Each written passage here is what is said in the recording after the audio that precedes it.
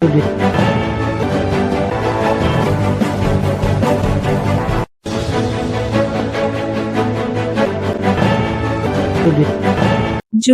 મહાનગરપાલિકાનું ચૂંટણીનો રંગ જામ્યો। દરેક વોર્ડમાં ઉમેદવારો પ્રચારમાં એડી ચોંટીનું જોર લગાવી મતદારોને રીઝવી રહ્યા છે। દરેક ઉમેદવારો પોતાની જીત નિશ્ચિત હોવાની વાત જણાવી રહ્યા છે। જોઈએ ખાસ ચૂંટણીનો અહેવાલ ઉમેદવારોના મુખે।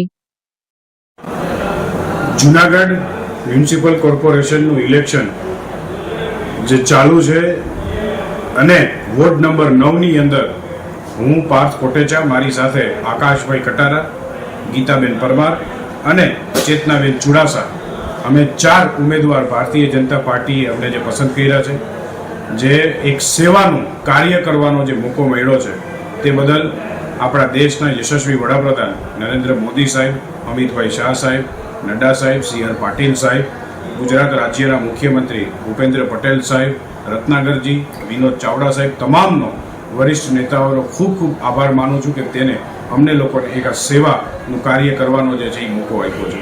હમણાં જ આપણે 2 દિવસ પહેલાં જોયું કે દિલ્હીની અંદર પણ જે રીતના મોદી સાહેબ અને એમનું નેતૃત્વએ જે રીતે દિલ્હીની અંદર પણ ભાજપનું કમળ ખીલાવ્યું છે, અમને એવી આશા છે કે 18 તારીખે જૂનાગઢની અંદર પણ 56 કમળ જે છે એ અમે ખીલાવશું અને જંગી બહુમતીથી બધા ઉમેદવારો જે છે ભારતીય જનતા પાર્ટીના એ ખૂબ સારી લીડથી બધા લોકોનો વિજય થાય।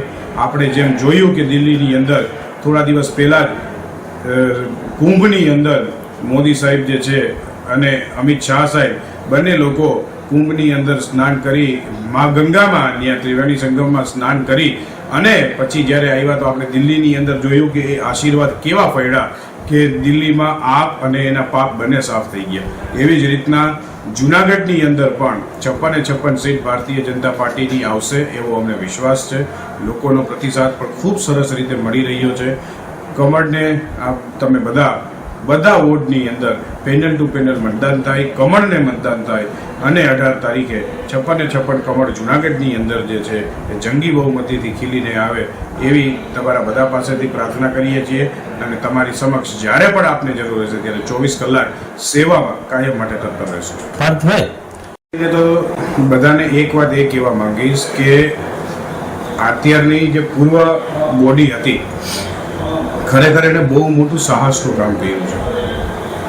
ભૂગર્ભ ગટરનું પ્રશ્ન જે છે એ આજકાલનો નહોતો, વર્ષો જૂનો પ્રશ્ન હતો, ઘણા વર્ષો જૂનો પ્રશ્ન હતો। જે કોઈ પણ એ હાથમાં લે એમને આંખે થવાનું હતું જ, પણ કામ કરવું જરૂરી હતું।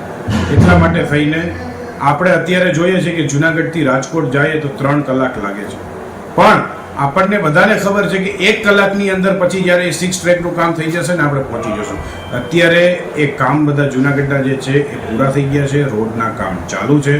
થોડા દિવસોની અંદર આપણું નરસિંહ મહેતાનું તળાવ જે છે એ પણ ખૂબ સરસ રીતે આપણે એને જોઈ શકશું કે બહુ સરસ કામ કર્યું છે। અત્યારે પણ એ જે પાર્ટીએ હતા એ હટાવી દીધા છે એટલે આપણને વ્યૂ આવે છે, પણ હજી એ થોડું ઘણું કામ જે બાકી છે કમ્પ્લીટ થશે તો એ બ્યુટિફિકેશન પણ બહુ સરસ રીતે કરવામાં આવ્યું છે અને આવનારા દિવસોની અંદર એ જ રોડ ઉપર લોકો જ એવું કહેશે કે નહીં એ કામ થયું ત્યારે થોડી તકલીફ પડી, પણ એ જ કાયમ માટે થઈને એ ઇસ્યુ સોલ્વ થઈ જશે।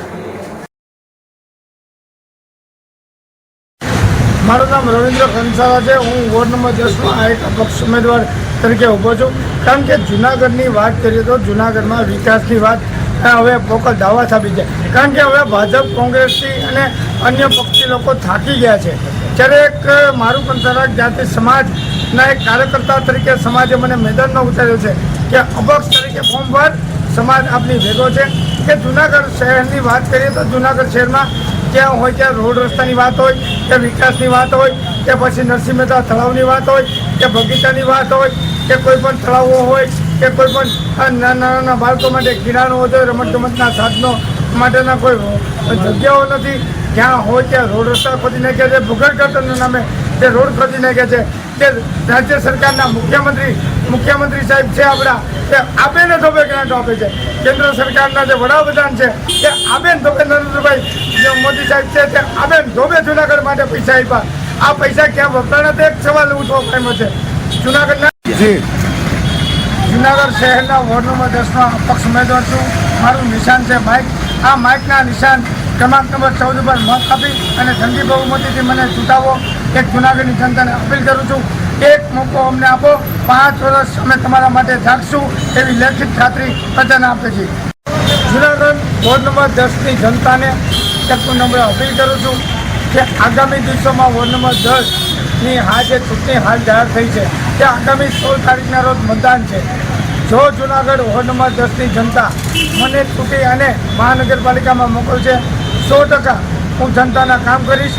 અડધી રાતે પણ 2 વાગે મને ફોન કરશે, અડધી રાતે 5 વાગે ફોન કરશે કે કોઈ પણ દવાખાના હોય કે કોઈ પણ ડિપાર્ટમેન્ટના કામ હશે ત્યારે મારો ફોન અડધી રાતે જનતા માટે ગમે ત્યારે ઉપસ્થિત રહીશ અને લોકોની પડકે ઉભરવાની લેખિત ખાતરી આપું છું. અને આજીવન ત્યાં સુધી મારી ટર્મ હશે એક કોર્પોરેટર તરીકે જો મને મૂકશે તો ચોક્કસ જનતાના કામ કરવા માટે હું તત્પર રહીશ એવી મીડિયા સમક્ષ ખાતરી આપું છું. અને આવનારા દિવસોની અંદર કોઈ પણ ભ્રષ્ટાચાર થવા નહીં દઉં, ભ્રષ્ટાચાર કરીશ નહીં. અને કોઈ પણ ભ્રષ્ટાચાર કરતો હશે તો તેને અટકાવવા માટે એસીબીની તપાસો પણ અમે બેસાડશું એવી ચોક્કસ ખાતરી આપું છું. જય હિન્દ, ભારત માતા કી જય, વંદે માતરમ.